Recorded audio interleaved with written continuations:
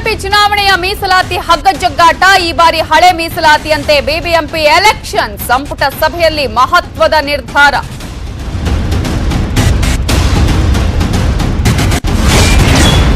ಧ್ವಜ ಸಂಹಿತೆ ತಿದ್ದುಪಡಿ ವಿರುದ್ಧ ಸಿದ್ದರಾಮಯ್ಯ ಕಿಡಿ. ಸರಣಿ ಟ್ವೀಟ್ ಮಾಡಿ ಸರ್ಕಾರಕ್ಕೆ 13 ಪ್ರಶ್ನೆ.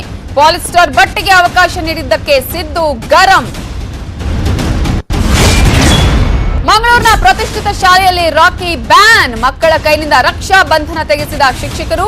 ಪೋಷಕರ ಆಕ್ರೋಶದ ಬಳಿಕ ಕ್ಷಮೆ ಕೇಳಿದ ಆಡಳಿತ ಮಂಡಳಿ.